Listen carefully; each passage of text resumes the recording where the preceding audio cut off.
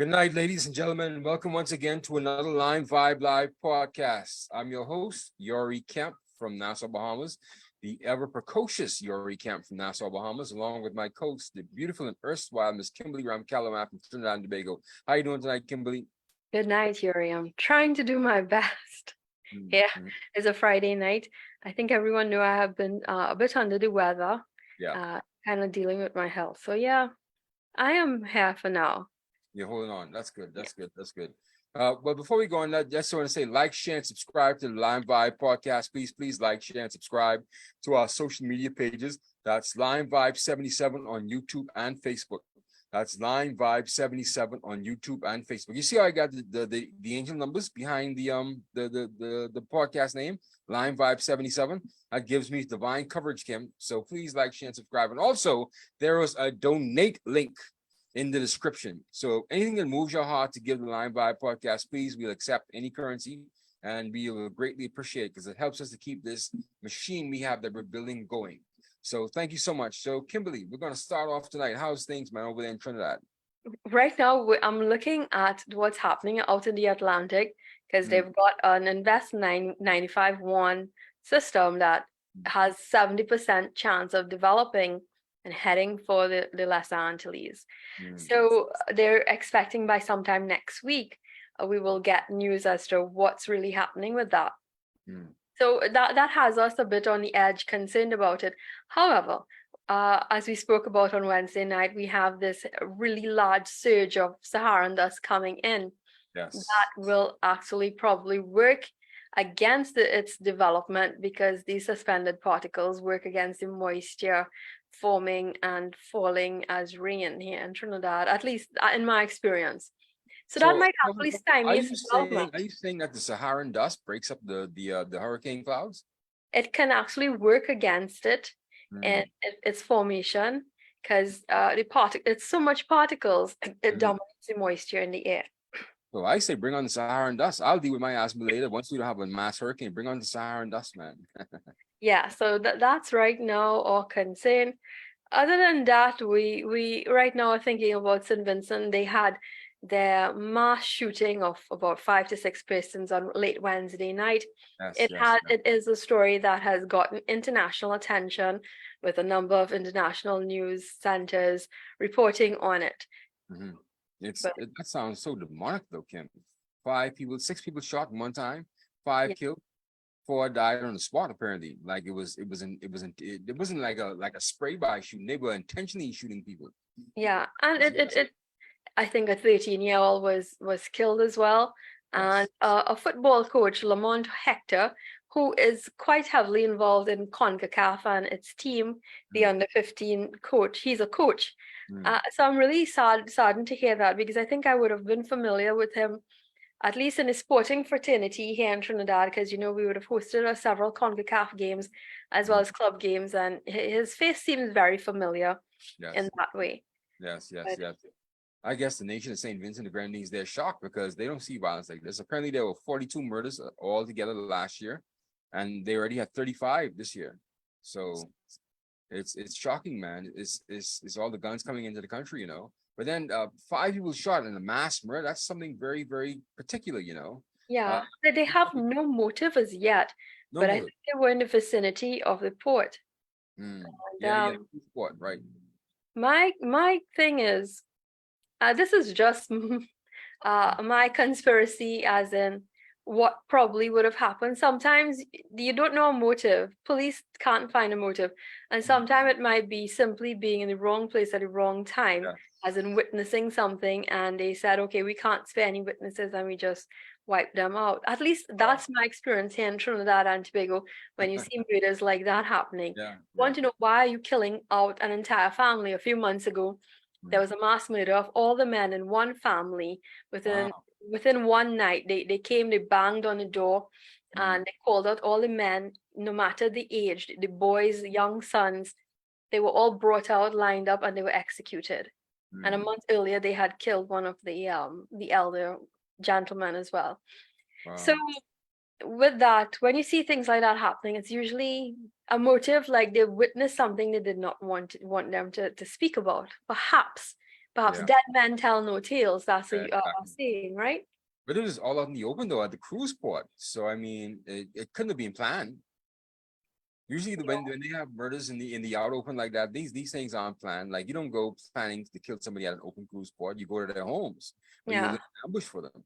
So ah boy, I guess it's up to Chris John. I think he's police commissioner in St. Vincent and Grenadines. It's up to him to piece together. But yeah, your theory could be right. You may have seen a drug deal go down, or may have been involved in something at the port. Because it is the port. Yeah. You never know. I mean, Yeah, Colin John is his name, the commissioner yeah. of police at the St. Vincent and the Grenadines. I He met had, him before actually. what's that? I met him before actually. They had the police commissioners conference in the Bahamas. I think it was back in 2022. Yeah, last year. And I met him before. Yeah, he was the head of the actual conference, the police commissioners conference. Okay. John, right? I met him. Uh, He's very Prime Minister serious man. Prime Minister Gonzalez is not in the country. He's currently still in Europe. Well, not Europe. That's what Morocco. North Africa, yeah. He sent his condolences and call for calm and call for citizens not to panic. Panic, yeah. Yeah, you It's can't kind of panic. hard not to panic, right? Yeah, when you see five people Because get assassinated like that. they're warning that there might be some kind of retaliation expected. So I'm not sure when they said retaliation expected, I'm not sure also if it also means that there might be some sort of Yeah. gangs involved, right? If it's a retaliation expected. Yeah, because yeah, exactly what do you expect? Retaliation. It was just like how you said, it was just a murder, and they were just covering up their tracks. That Yeah. means, and that means people are talking. It means there's something else happening at the end there. It means something else going on behind there. It means people on the ground there, who's around that knows what happened. So now it gives Commissioner John some wiggle room, I guess, some steam to push on with his investigation. Because why are people talking about retaliation? Why would we suspect it's a gang hit? You understand what I mean? So Yeah. I'm not a police officer by any stretch of the imagination. I'm nothing. But just, I hope they get it solved, man. Well, the opposition leader in St. Vincent and the Grenadines, I think he's in charge of the NDP, Democratic Party, Yeah, Dr. Goodwin Friday. He yeah. has spoken about it because he says crime and shootings is getting out of control, just like any other island in the region. Mm, With 42 homicides recorded this year, it mm, is quite a good bit for such a small island. So what, And what so is much. He is calling for something to be done when it comes to the youth of the nation, yeah. to get them more active in some constructive programs and activities. What are some of the programs he suggested? Well, that's what he has said, Yeah, I know. See, and this is why I get kind of upset with some of these politicians. When it comes down to these tragic things, they come and give the most emptiest, vacuous statements. We have to do something with the youth. And this should not have this should not have these empty slogans. And when you drill down and ask them, well, what exact programs are you looking for, Dr. Friday? What exactly are you doing? They get some of the they don't say anything. It's just these open, empty statements. And the people let them get away with it all the time. The people let them get away with it. You can't let them get away with that. What are you planning to do? What is your solution? Aside from just giving out an empty statement. Come on, man. This is 2023. There's a lot of literature out there. Even in the Caribbean, there's a lot of literature out there from people from around this Caribbean that could give you some points, at least come up with a program. I mean, Trinidad and Tobago has a slew of programs geared toward the youth, but it's to Yes. get the youth to participate. Mhm, They've tried using stipends mhm, to lure them in. It's like, okay, if you participate, you're mhm, getting a trade, you're getting on the hand job, you're getting on the job experience as well as a stipend. mhm. And my dad is actually involved in one of those programs Okay. as one of the instructors. As Mr. And Ram Calawan? yes, that's my dad. And he, I've seen it change because he has dealt with a good bit of students that come from very, very difficult backgrounds. Over the years, I've seen him uh, get involved in their lives, and they have changed for the better.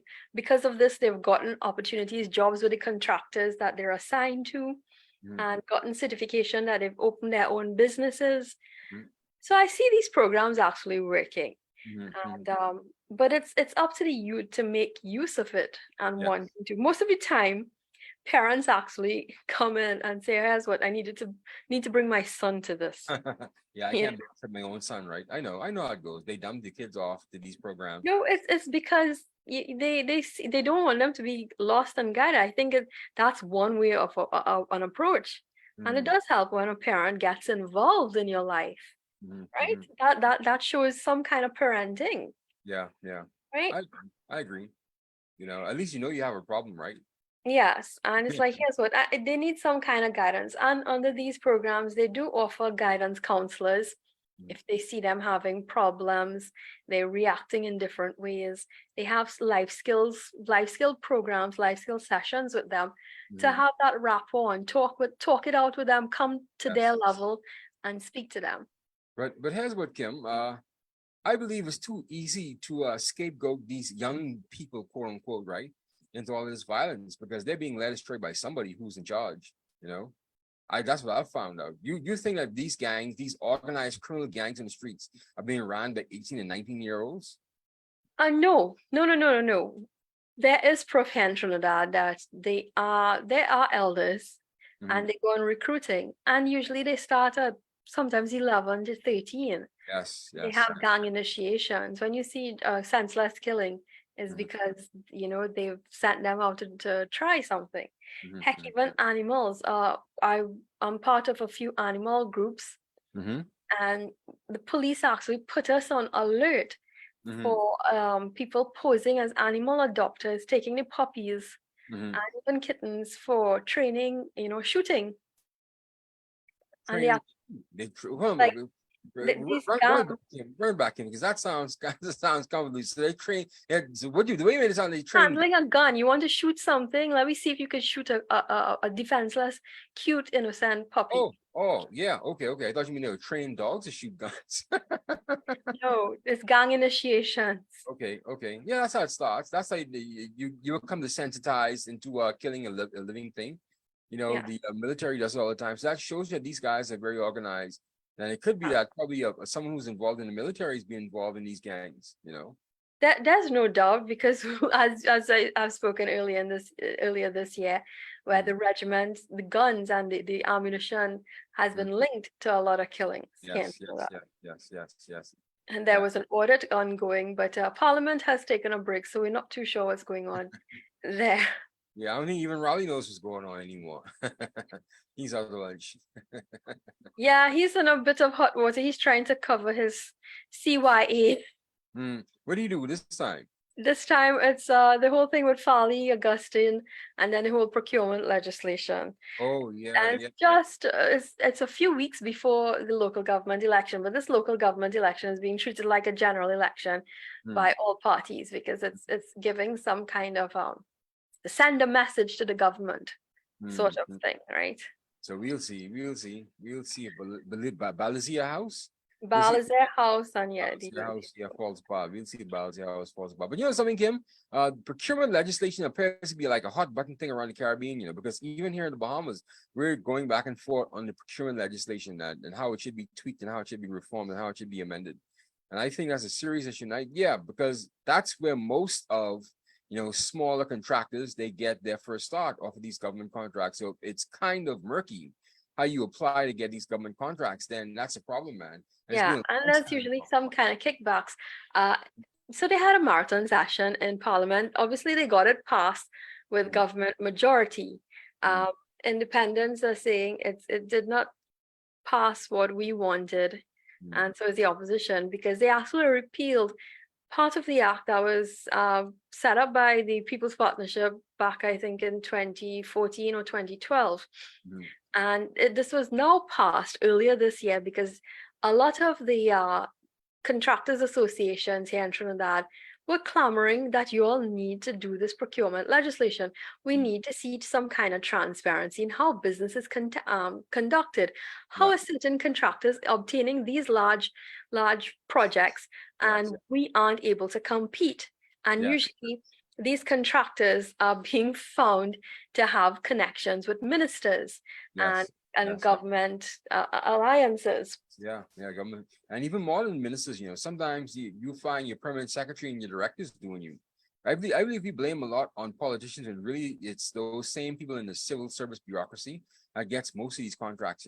Especially the smaller ones between, let's say, between 5,000 about $100,000. You'd be surprised how much murder civil servants get away with, and the minister just does not know, or just is so hands off because he has this big Well, contract. a lot of the projects have shown to have mostly the family members of ministers Mm, involved in these things. I think I'm not going to discredit our public servants. I know we have public servants are caught quite if they're found to be doing anything. Yeah, there are checks and balances when it comes to public servants through the CPO's office, the chief personnel officer.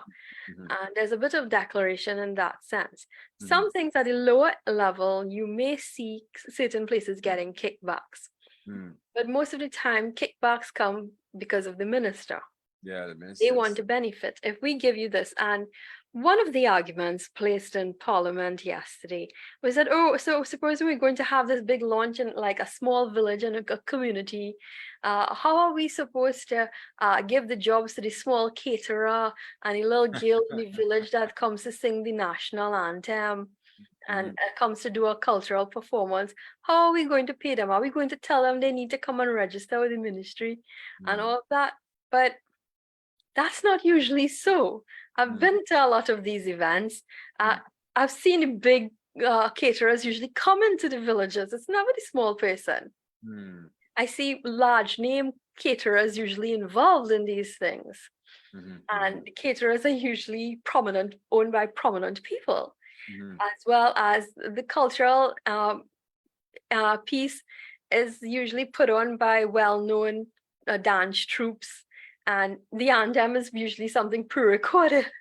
I don't know, what are they trying to say? Yeah, exactly what, right? Yeah. Exactly what. Boy, I tell you. Yeah, so I guess as we'll never get through with Corona, but hopefully you guys get that procurement legislation sorted out though, like how we could get the amendments done here Well, because it's been sorted out in the parliament so far. mm, I'm not sure if we have to wait for parliament to come back. I know when mhm, we come back, it comes back from its break, it's mhm, usually going to go straight into the fiscal, package or budget for the mhm, next financial year. And that okay, is where all focus will be on. mhm, okay, okay, So I'm not too sure as to how it's going, when next that procurement legislation will come up. The mm. opposition will probably have to clamor for it to be reintroduced once again in the motion and say, here's what we didn't like what was done, and we need to clarify this. Yeah, the government always wants that to go away. Even here, the opposition, well, in our case, the current government said that the previous procurement legislation put in place by the former administration, who's now the opposition now, they're saying that some of the measures put in place had no relevance whatsoever. And some of the things were so strict and they did not take into consideration the actual civil service bureaucracy and the way things should work and how much burden it would have put on the civil servants to actually do some of these things. And while they qualified a few things, and I don't remember exactly all, but they qualified, I can understand why, things should be moving a bit more smoothly with inside the government contractual services, because really and truly, at the end of the day, the big boys are going to get their contracts anyways. A small guy between, let's say, 5,000 to about $100,000, we're the ones that are going to get mastered by the murky procurement legislation and murky procurement process.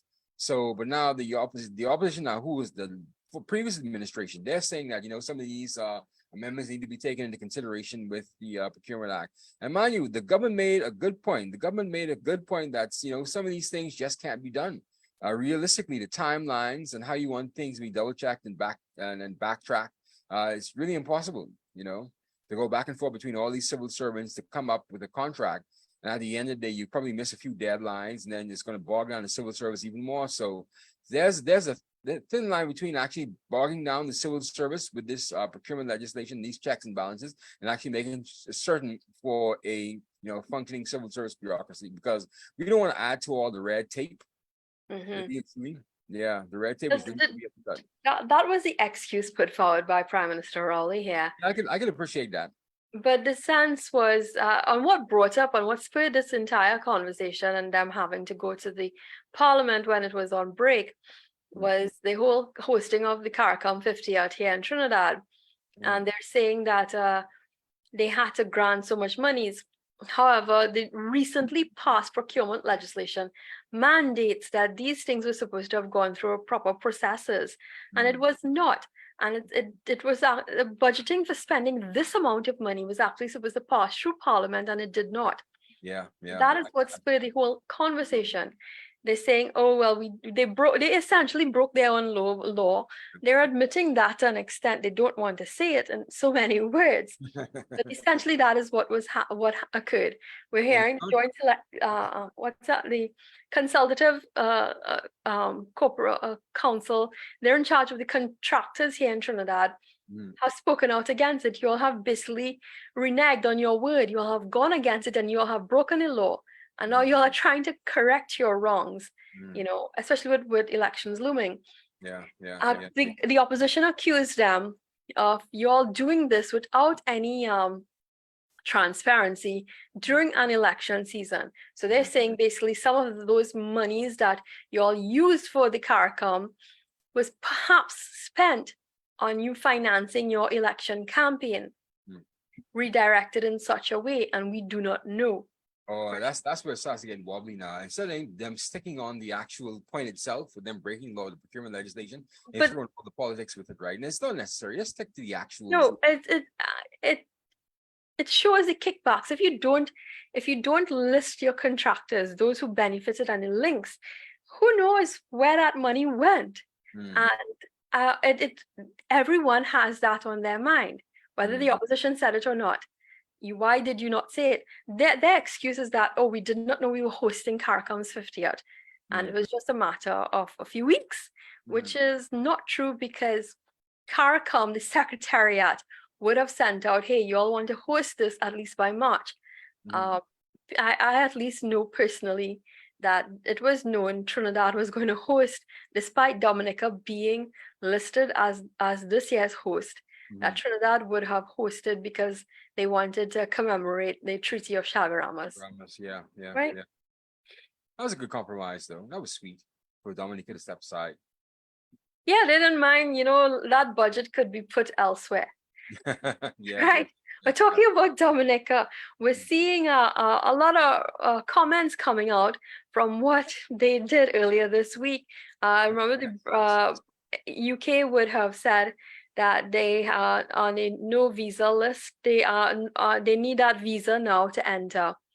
So the British High Commission to Barbados and the Eastern Caribbean, Charlie Williams, says that he doesn't believe this would sour any relationship between both nations. Of course he will say that. But why would it though? I mean, at the end of the day, who's really to say that it wasn't something that needed to be done? Yeah, and he's trying to assure that all remains well between the UK and Dominica. They still have a good relationship. Both governments continue to work with each other, and they obviously spoke about the whole the citizen by investment scheme. Yes. Right. It could be a bane to the existence in these Caribbean countries. I'm telling you, man, they're going to get in real trouble for this, man. Yeah, but he says it does not show a sign of poor relations, but something that they needed to take hold of when it comes to immigration and keeping their borders safe. Yes, indeed. I seen recently now too. Apparently, Dominica, they signed some agreement with Pakistan. Let me go to my notes here. What have they done?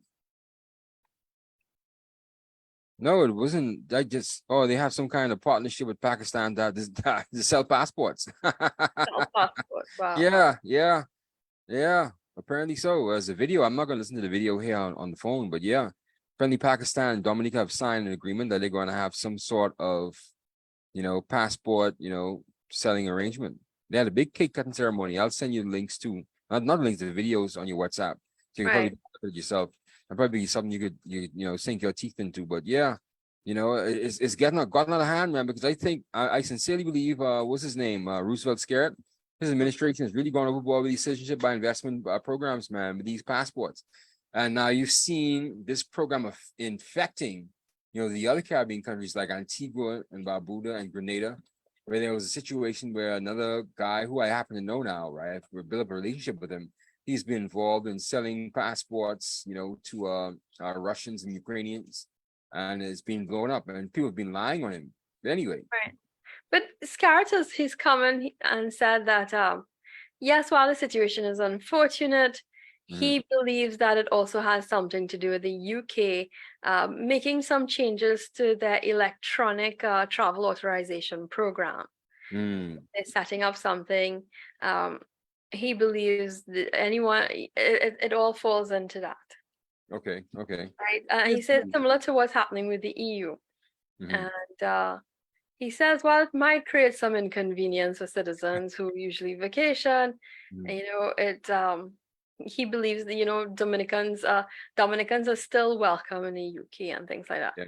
But But the it's thing, costing them quite a good bit. I mean, a simple tourist visa is US $136, right? mhm, Well, a 10-year visa is at least US about 1,200 US. That's a good bit. yeah, yeah. And I that think we're to the point having a visa is necessary for travel anyway, you know. it So is let's just definitely. let's just get used to having a visa.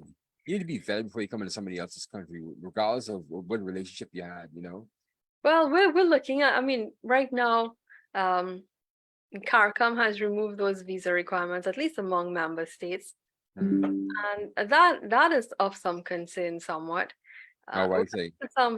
some countries, but hey, I think if they picked up on a criminal record, they will say, all right, you're not allowed, right? But the way our immigration systems are so slack in the Caribbean, we'll welcome a criminal with open arms, even despite the criminal record being in hand, you know. That's how slack some of these countries are. We'll welcome once you have a couple dollars in your pocket and you could pay off an official, they let you in. They will forget that you actually murdered somebody the day before. You know, that's how slack the place is. And we know it, and they know it too. I mean, yeah, and at least from these big countries, I Mm, think at least not small islanders are going to get away with that. yeah, yeah, you know. Not small islanders, but I'm hearing that it's going to come up to like what some 15 working days for these new visas and passports to go through, Well, and they that's have not to bad. apply up to 3 months in advance of travel. Yeah, that's not bad. That's not bad. The US gives you 2 weeks, I think, and you have to mail yours into them, and they have to mail it back to you. So it's not bad. That's Yeah. not bad. 15 days ain't bad. Yeah, compared for the UK, that's not bad, man. Just get your visa and be humble. And actually be thankful that they have you on a that they don't have you on a no-fly list. You know, count your lucky stars. Yeah, that's true. I mean, Mm. entering the US is something else because you see, you have to look out for those red letters, the four S's that signal that Oh you're, yeah, on your travel ticket. I got one of those when I went to Colorado last time, yeah, Kim. right. Yeah, Wow. and it's random. Yeah, and it's random. Those security checks. Yes, is they say it's random, but I don't believe so. I believe they know exactly what they want to look for. You Yeah, know. I think so too. You So, know, he's a male in his late 30s, early 40s. You know, he travels, you know, sporadically, but not infrequently. You know, he has a he has a reason to be angry with the system. He fits the profile of somebody who could go off any second now. So yeah, I mean, let's ask him. I know my mother-in-law endured something like that, and my sister-in-law and even my husband going to Canada and to the States. So it's kind of like, why?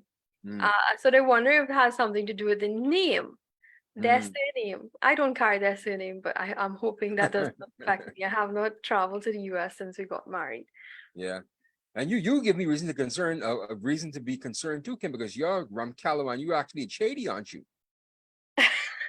Yeah, but you can't find that unless you go all the way back to my grandfather.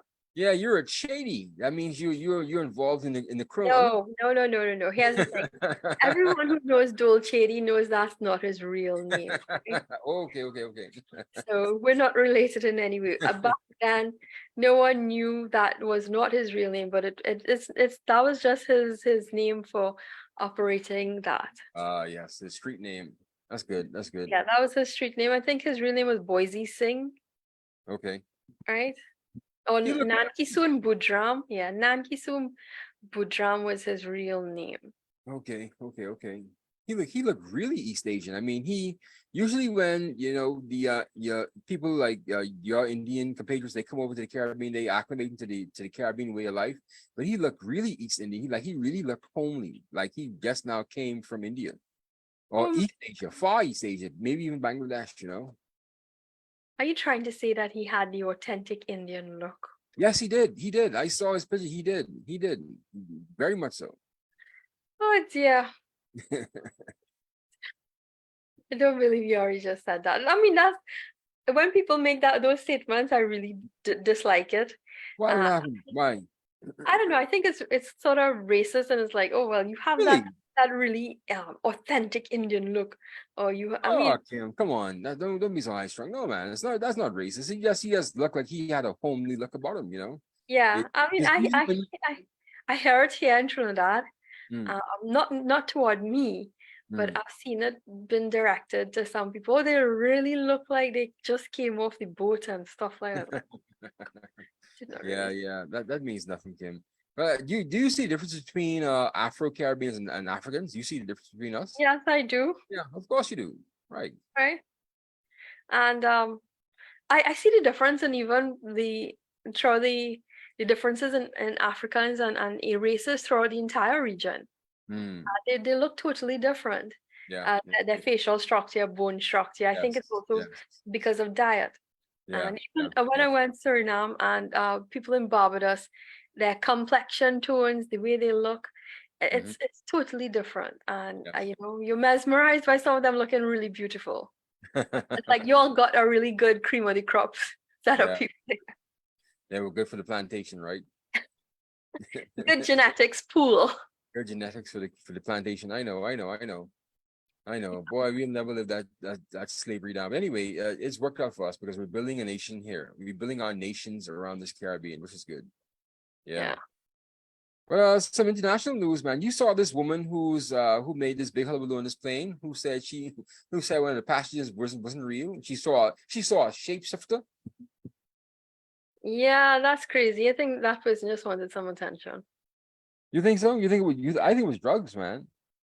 All that, yeah. Yeah, because she looked out of her bloody mind.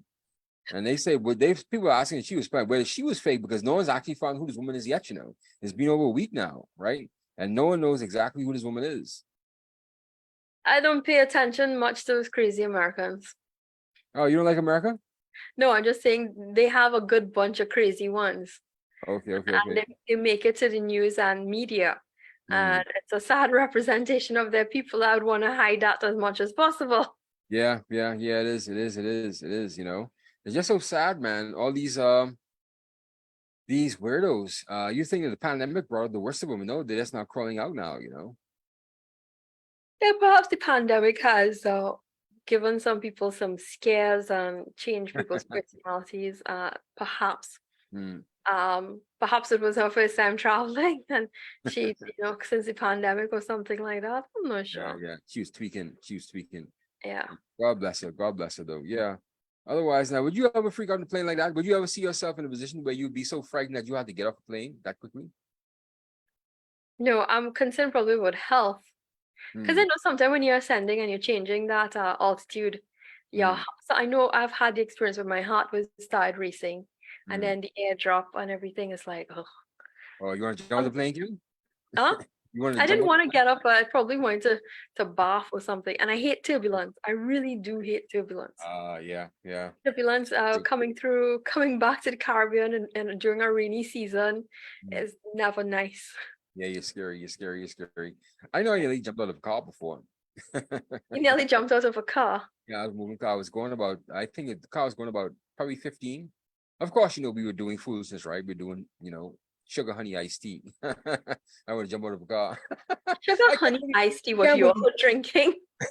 drinking, Well, what drinking. does that mean? What I don't know what does that phrase mean. Oh my goodness, we were having fun that night. I nearly jumped out of the car moving 15 miles per hour.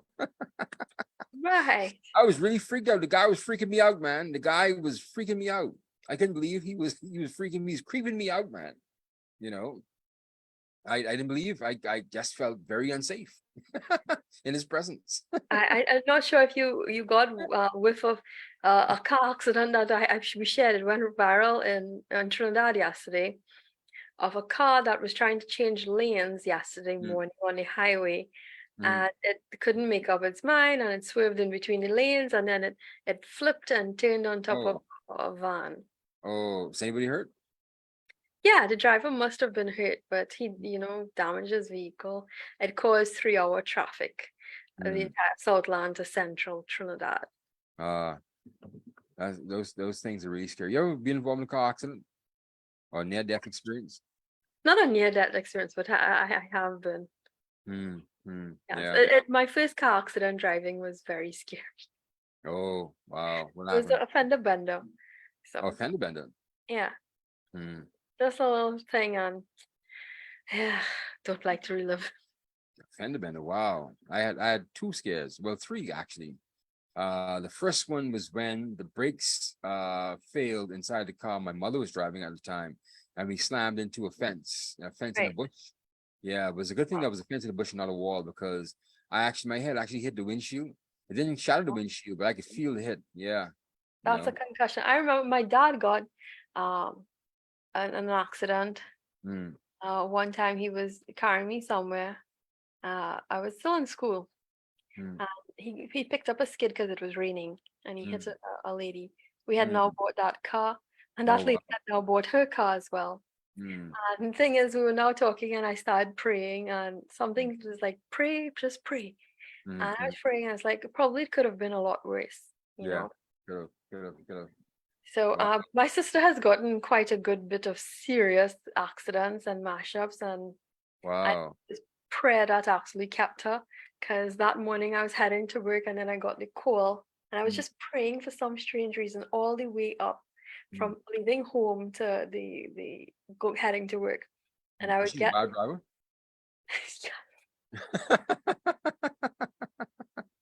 Oh, she's one of those, right? let's hope she doesn't watch it, but she's calmed down. Mm, mm, mm. I think. Yeah. Yeah, but she's had about 2-3 bad accidents, Wow. and yeah, Well, resurrected the car. yeah, yeah. She has to be safe, man. Safe on the roads. Yeah. The second time I had an accident, well, a near accident. Well, the two trucks had an accident was when I was coming down a hill, and a huge Mack truck was behind us, and we had to brake suddenly, and he didn't see us braking, so he was just zooming down the hill, and he had to swerve on the other end, and another Mack truck was ahead of us. So if he would have slammed in the back of us, we would have been sandwiched up in between two Mack trucks, you know. And it just so happens that another Mack truck was coming from the opposite direction. So instead of hitting us from behind, he swerved and hit the other Mack truck and ran that truck off the side of the road. And so, yeah, so the other truck could have taken it, but our tiny little Hyundai Accent, we couldn't take being sandwiched between two Mack trucks. So I just thank God that I was saved that morning, because we would have been dead, Kim. That was That's one scary. thing I always try to avoid, like a plague, these large trucks. We Yeah. have the large container trucks. We Mhm. have the large 18-wheelers here in Trinidad. Uh, Mhm. Excuse me. something, bless you. Um, it's something I try to avoid. It's like, Mhm. okay, I'm going to pass you as fast as I can, and change lanes and get in front Yes. of you. So if you want, you overtake, Mhm. and I'll go ahead. But I actually hate when I look in my rearview mirror, and all I'm seeing is these truck headlights, big, Yeah. big. Yeah. Oh my God. Do they have time restrictions when they should be on the road? No, in Oh wow. Trinidad, and they drive. Here's the thing.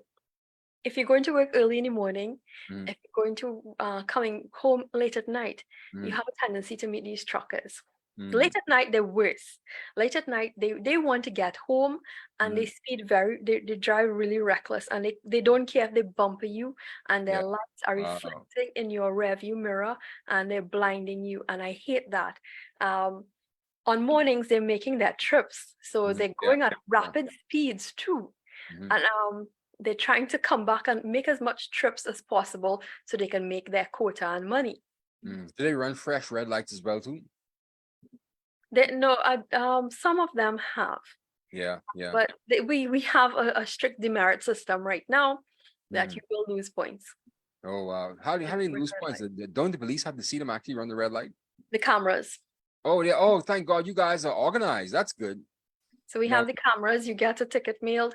If it's really bad, depending on what law was broken, you may Mm. even lose your entire license for a while. That's good. That's good. You guys have cameras, man. Because It's here, something recent, but yeah, we have yeah, cameras. this Trinidad's moving forward, man. Thank God, man.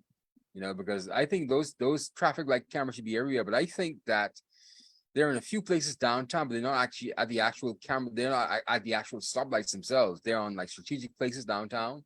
And Hmm. so while they'll see you downtown, they're not necessarily there to watch traffic. I don't know why they're so morbidly obsessed with people's personal business rather than actually watching the government road. But anyway, that shows you how we have our priorities mixed up here, right?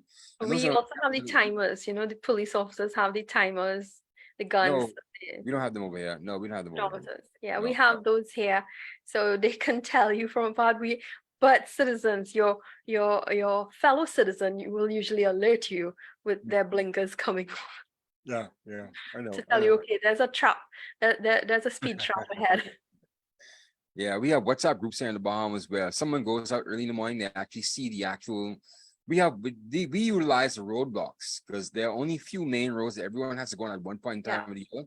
So they block off the few roads that people actually have to travel on one time or the other.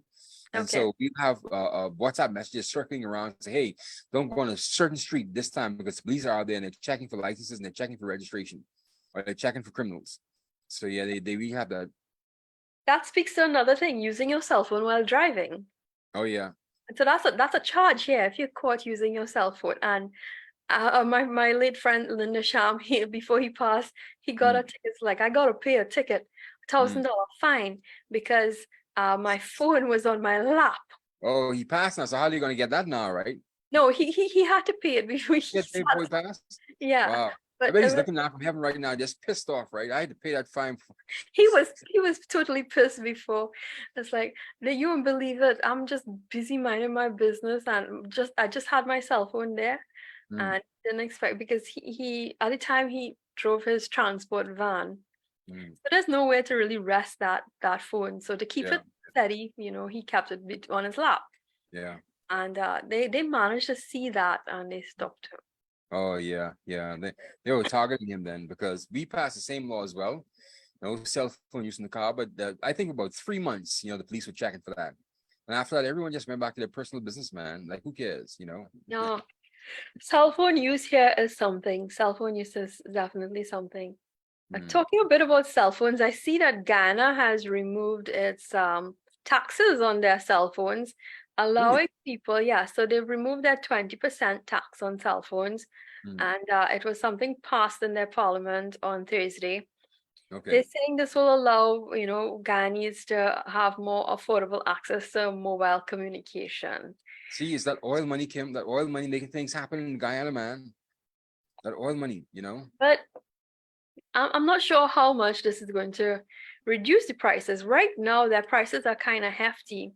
Mm. Yes, I looked at their prices, and a regular Samsung phone goes for 90,000 Ghana dollars, Mm. which I think is equivalent to about 430 US dollars. That's a Okay. good bit of money for a cell phone, Good cell phone, right. right? I wouldn't And spend over $50 for a cell phone, Kim. it can go up to 205,000 Ghanese dollars for a mobile device, and that's equivalent to about 6,700. And that raises another question, Kim. When is the Guyanese dollar going to be revalued now? Because apparently they have, more. Yeah, they need to stop this. Now they need to be brought into the real world with the rest of us. The Yeah. rest, the quote unquote developed, non-developed Caribbean countries who have to pay more when they go to the World Bank and the IMF. So yeah, they need to be that currency needs to be revalued, man. That oil money is doing wonders for them, isn't it, though, Kim? We can't say it enough, right? But I mean, I guess it shows, things are happening in their country. Yeah. But I mean, mobile device is something of everyone has one. Yes. Yes. I mean, how much are you willing to pay for one? We have a good device, like a good Samsung. We pay probably around 2000 TT dollars as well Mhm, mhm, for an average Samsung A series mhm. phone, Yeah, right? those are the top of the line ones, right? Yeah. Yeah, I So have an A36 myself. It's really good. People think it's a real fancy phone, but it's not really, It's just something that you need for this profession, right? yeah, it's Yeah. something everyone uses. I mean, you got your emails, you have your Yeah. apps, and yeah, Word you're keeping documents in and everything. communication. Yeah. Yeah, I do have my Google Docs, and through that I'm able to share with my editor. I'm able to share with everyone in the newsroom, and they are able to see it, and we have access to it. So sometimes close to deadline, I say, all right, I'm bussing it out of here. Mm. And sometimes as I reach home, I might just sit down and type out an entire story into the newscast itself. Right from your phone, right? Yeah, Yeah, yeah. That's how it goes, man. So you see any big hullabaloo about an iPhone? I think an Apple phone is overrated. Hmm. That's my personal thinking. It's overrated in a sense. Everyone goes for the Apple brand. And I know with Apple, you have to pay for almost everything. Yeah, yeah. Apple Absolutely. Play Store, yeah. And the Google Play Store, everything is free, man. So yeah. So I mean, I've never had an iPhone myself, so I Yeah. can't really compare. But I just think they just go overboard. Like people with the Apple phones, they're just like, oh, like they're so special, so set aside. Yes. They're so Oh, we arrogant. have an Apple phone. It takes the best photos. People Yeah. that can actually film an entire movie on an Apple phone. You do the same thing with the Samsung, man, with the Samsung, with Yeah, Android. I believe so too. Yeah. And Like that trip I went to Harbor Island last week, I did it on my Samsung phone and it came out right, beautifully, I think. yeah, and that was really good quality. I think it came out Yeah, really. man. Yeah, solid quality, man. You know, I was surprised I got that kind of footage from that. Now I'm a travel vlogger now, Kim. Can't you see? Oh, showcasing the Bahamas to the world. Yes, yes, yes, yes, yes. Indeed, indeed. Yeah, so these iPhone people, there's something wrong with them, man. They're too arrogant. And I think they're really fools. You know why? Because every year Apple comes up with a new phone and it's almost like the same phone they had last year. Like I heard them having a conversation about that inside the office today. Apparently, the iPhone 12, it hasn't like the new iPhone hasn't changed much from the iPhone 12. Which Hmm. level are they on? iPhone 22 now? I don't know. I've lost track. I think iPhone 14 actually. They're on Oh, iPhone 14. Say apparently it hasn't changed since the iPhone 12. None of the features. Like what much can change over the last year or so from the iPhone from a phone? You know, what could have changed? I don't know Yeah, you don't know. So much. leave these iPhone people alone. Then I got you. I got you. Leave them alone. Yeah, they believe that they're special and they're unique and they're more brilliant than you because you got an Android. Yeah, yeah, yeah. But who's the fool though? Who's paying for apps? I'm not paying for no apps. Who's paying for apps? Exactly. I'm not paying for apps. I'm not paying for any updates. No. Every time they want to update it, they crash your phone for spite. Yeah, indeed, indeed. But I'm seeing a trend with Samsung as well that um less and less is coming in the package of the phone. Now you have to pay for the block for the charger. You're no longer getting a headset with it as well. Yes, yes, And I yes, hate that. yes. It's like, why are you doing this? This is something Apple does. Yeah, yeah. And I'm not guaranteed of the authenticity of what I'm buying outside of because usually these parts come as Yeah, knockoffs and yeah. they're not working. Yeah, they're not giving you headsets anymore with the Samsung. I recognize that when I bought this 836 I have now. They didn't come in earphones. Yeah, Oh, I feel ripped off, man. I thought it was like a mistake, and I realized, oh no, they're not actually selling the earpieces anymore. yeah. It's okay, that's So fine. we bought one. We got one for my dad, Hmm. and there was not a charging block. Oh, wow. And they're changing the way the device, because you're seeing this a larger charging and how do you call it? The USB Yeah, yeah, port. yeah. The port, yeah. The cord itself, yeah. Yeah, it's different. It's like, but That is everything different, used yeah. to be somewhat universal. Yeah, yeah, yeah. I realize that, yeah, because if you have I think if you have like the what was the basic one? I forgot that one. The A16 compared to Yeah. the A32s and up, like you can't use the same charger at all, Yes. you know? I think because they have apparently these the 832s and up, they have like different like operating systems, and you can't charge with the small charger with these. It take a while. I'm having a problem now charging this phone now anyway. I can have this on for an hour. I'm still basically, yeah, but this is down on zero. I want to charge this after an hour. When I first got this used to come up to about at least what 75, 80% after about an hour, maybe even 100%. But now I can have this overnight and still only get up to about 80%. Something is wrong. I have to change the battery in this, man. So But I they're heard people talking not about this allowing too. to change in batteries with these new phones because it's built in. Oh yeah, that's right. So yeah, so Have you yeah. tried switching it off and when it's charging? I think what I've learned with my previous phones is Hmm, that when if you just got 80% and you decide, okay, I'm going to charge it up to 100, if you hmm. just at 50% and you say, okay, I want to top it up all the way to 100, that actually does more damage to the battery. You actually have to allow the battery to run dead. Uh, Really? yeah, when you now purchase the phone, they always advise you let the battery run dead and then you charge it. Oh Uh, wow. Okay. So sometimes that affects it, and I learned that lesson the hard way. The hard way. Okay, okay. So now you tell me I should let my phone run all the way down there before I charge it back up now. Yeah. Wow. Okay. Well, I'll keep it all night and I'll text my friends away and my exes and all that. I'll make a nuisance of myself and I just text people straight through, making phone calls. Thanks, Kim. I'm gonna tell people that when my ex gets upset with me, I'm gonna tell her Kim told me to text you. You know, there's this Bajan so-called, who the heck is Kim? What talking? Oh, you remember that Kim? Who the heck is Kim? Who the hell is Kim? Who's talking anyway? Exactly. Huh? Who's talking that anyway? I can't remember, but I remember everyone saying, who the heck is Kim? What chipping is you talking? Yeah. Who the hell is Kim? Oh yeah, let me see right there. Who the hell is Kim? Destra. TC. Yeah, TC. Destra and TC. TC Coward. Terencia Coward. That's the name. I don't know.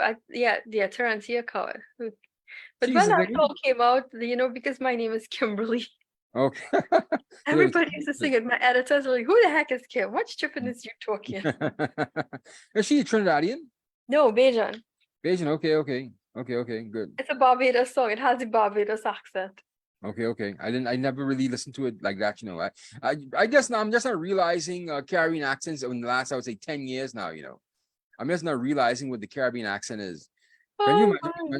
Yeah, when I moved to Florida that first time, a Jamaican sound like a Trinidadian sound like a Barbadian. I couldn't understand any which one of you guys. Yeah, now I've been sensitized to all this, right? And acclimated to all the accents. So yeah, I understand you guys. I'm Very gonna send you a comedy skit from a Canadian comedy mm, that points out the accent. How is it you can mix up a Jamaican from a Trinidadian accent? Trinidadians have a okay. sing-songy accent, I while know, Jamaicans are very more harsh and in their tone and the way they brush and I how they. know, I know, I know now. These things I did not know before. I know now though. But I still can't tell the difference between a Guyanese and a Trinidadian though. You guys No sound yeah. way, you dare not say that. I can understand probably with St. Vincent and Grenada Mm, because they speak a little better English, right? mm, But you can hear that they have some kind of island twang. But yeah. the Ghanese accent is comparable to Bajan and Jamaican. No, They no, they no. speak. No, you need to be around a good bit of Ghanese. Here's what I've lived in a house with 50 Ghanese, so I know. Really? Yes, Where were you? New York. Oh, okay. You lived in New York for a while? I stayed there with my cousin, and he married into a Guyanese family. Ah, Average weekend, the entire house is filled with at least 50 to 100 Guyanese. wow. Okay, okay, okay. And they go off on a tangent, and you can't keep up. I need a translator. I need one of my cousins to translate. What did they just say there? Because it's like, the Jamaicans, how they have their own language. At Yes, least yes. you can understand what a Trini is saying, right? I can understand what you guys are saying, but the Jamaican when they go off in that Jamaican patois, Yeah, that slang, exactly. I cannot And get talking Guyana about. has that as well. Okay, okay. Is that bad? Okay, I never really noticed it, you know, because what the ones we get to the Bahamas, they are educated, so they really can't talk in They speak a bit proper, yes. yeah. So I wouldn't get like the regular people who would live in The only Guyanese I know that probably fooled me was Justin Ram, Dr. Justin Ram. Mm. He's And it's like, Guyanese? yes. I thought he was Trinidadian. Dr. Justin Ram is Guyanese? Yeah, Get out of here. I thought he was Trinidadian all this time. yeah, he fools me as well. Oh, he fooled you too. Okay. See, there you go. You blaming me for not knowing these things, and you don't No, even. but I think that has something to do with the education level, right? Okay, So okay. when you hear them speak, and he is someone that is well traveled throughout the entire region, and he's Yeah. also lived in Trinidad. He's worked at the CDB, Okay. so he has that exposure and Mhm. having to speak. You know, Mm. Okay, okay, okay. Dr. Justin Ram. He's top tier talent, man. He's one of our best and brightest in the Caribbean, man. yes. Did you get So a recent video from Mala Dukaran? I saw it, but I did not get chance to listen to Yeah, it. she's railing against the EU and their unfair practices with these blacklistings, man. These blacklists. I Yeah. saw it coming and I didn't get to take it, and I'm sorry. It went into my CARICOM chat, and I wasn't able to take it in. Were you have a CARICOM chat? Well, the company that I work with that, cover the CARICOM, Okay, okay. I That's good. didn't get a chance to check it out. Yeah. Yeah, It takes fortitude to stand up to something like that. yeah, And yeah. she has We're the backing of Mia Motley being, right now she's in Barbados. okay. So she has their backing and support as well with Avinash Prasad. So I'm sure she's good. And it's a well-produced video too for a short video. There's Mhm. high quality stuff, man. Yeah, She man. has a media company and she has her personal assistants that are usually there to help her. She has a media company. Yeah, she has her assistants that are able to help her with, Oh, with okay, those okay. kinds of productions. Yeah, yeah. Her entire like her blog and website. Okay, okay. Yeah, yeah, So when yeah. when I did my interview with her, I had to Mm, go through the entire process of going through her assistant and all of that. okay. So she's well put together, you know. She's Yeah. not riding a tag like us. No, she's a consultant, so she has to have she's being Yeah. called near and dear from all sorts of parts of the region and the world. Yeah, yeah. Yeah, like I said, she's not like us. She's not ragmatag like us, right? He's a part-time media person, part-time bloggers, part-time podcasters. She has that money. She has that cake. Yeah, man. You know, she was head of Bahamas, right? And I told you I sat on a panel with her Hmm. about 4 months ago. Yeah. Yeah. Yeah, Molly Dukaran. Yeah. Top tier talent. She's very respected, man. You know. Yeah, she is indeed throughout the entire region. Mhm. Her voice and opinion is something that is much welcome. It's usually not liked, it's not appreciated so much, but it Yeah, is welcome. yeah. And she was the She one who tells brought it to as my is. yeah, she does. She was the one that brought to my attention that, CARICOM, they're just like our singular governments. They'll dither around on an initiative for months, years even. Yes. Yeah, we're not even coming to any kind of resolution whatsoever. Just dither around it all together. And Yeah. the way she made it sound, it has nothing to do other than just them just tripping over themselves. They just don't want to, mash anyone else's corn or get in anybody else's way, That's ridiculous, man. It is very true. I've always said this to whatever CARICOM does and they're calling, it requires political will. It Yeah. always comes down to political will and Yes. what each government is willing to do. Hmm. And usually that's the trap that when CARICOM usually says a lot of lovely, lofty things. They put forward these lofty ideas. Yes, we're going to Yeah. achieve this by so and so. Yes. And we do see some leaders, get coming on board and willing to push for it. But some aren't like, we're going to drag our feet on it. We don't need to carry that to parliament yet. Did you No. see the Golding report on the CSME and CARICOM? That was back in 2017, I think it was. The Golding report. The Golding report was a scathing report of a review of the CSME and the CARICOM. And essentially all the things that we talk about right now, the dithering, the lack of consensus, the lack of political will to get anything done, has really crippled the CSME effort, man. Bruce Golding took a painstaking measure of explaining in the Bruce Golding document.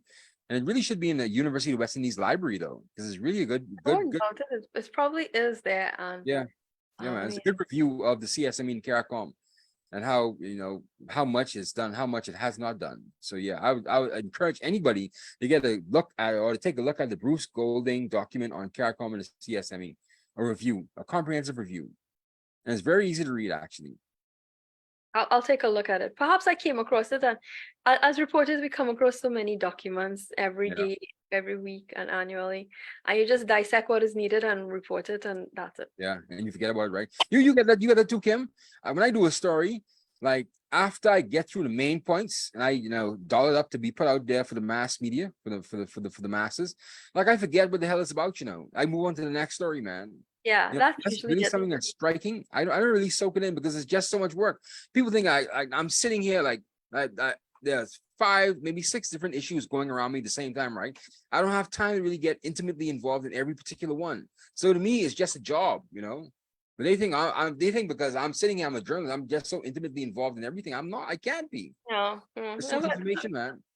it is. It's sometimes quite overwhelming. Uh, Exactly. if it does leave an impact on you, make an impact, that's Yeah. how you remember it. Yeah. Yeah. But Otherwise, not. everything makes an impact on us because we cover so many things all at once every day. Exactly. They don't realize it's just a job, and they don't realize that the most important part of the skill set that we have, the most important skill set is for us to take in information and synthesize that Sift into out. bite-sized nuggets, yeah, and put it back out to the people. Yeah, sift out what is That's our needed. skill. Yeah, Yeah. exactly. That's our skill. It's not remembering and Sometimes getting it's intimately going through involved. 500-page documents and 98-page IMF report. Yes, And you yes. have to sift out everything, or especially when those financial reports are issued by companies, we need to go through every profit and loss and what is most significant and put it out there. Yeah, actually, thank God for PDF because without PDF and Word documents, we can't search the documents. So what I do is now when I get those large reports, I say please send to me electronically. So what I do is I just do the search feature and I search for certain buzzwords and certain headlines and go straight to it, man.